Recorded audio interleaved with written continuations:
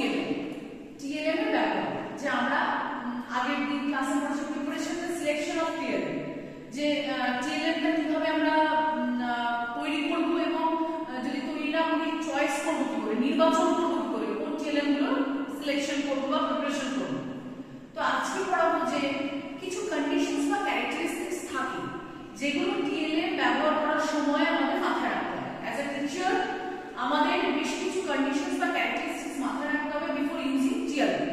তো সেগুলোই আমরা আজকে জানবো যে আমরা কিভাবে ব্যবহার করব, কখন ব্যবহার করব বা ব্যবহার করার সময় কি কি বিষয়গুলো আমাদের মাথায় রাখতে হবে।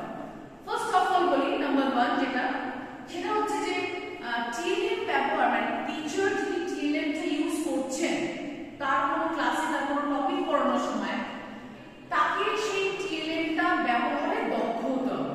দ্যাটস ওয়াই তাকে এবল স্কিলফুল হতে হবে। কেন কি না একটা টিএলএম আমি কোনো টপিক পড়তে গিয়ে পড়াচ্ছি, আমি কখন ব্যবহার করব, কতবার ব্যবহার করব, কখন কখন ব্যবহার করব, কখন ব্যবহার করব না, প্রত্যেকটা বিষয় জানার জন্য আমাকে সেটা স্কিলফুল হতে হবে। দ্যাটস ওয়াই ফার্স্ট পয়েন্ট আমরা বলতে পারি যে একজন টিচারকে টিএলএম ব্যবহারের জন্য দক্ষ হতে হবে। নাম্বার 2 বলতে পারি যে যে টিএলএমটা উনি তৈরি করছেন, এনেছেন, সিলেকশন করেছেন, প্রিপারেশন করেছেন, হোয়াটএভার ইট ইজ, তার সাথে ভালো করে পরিচিত হতে হবে। টিএলএমটার সাথে পরিচিত হওয়া মানে কোনো বিষয়টাকে আমি by the help of TLM আমি তুলে ধরছি, প্রেজেন্ট করছি।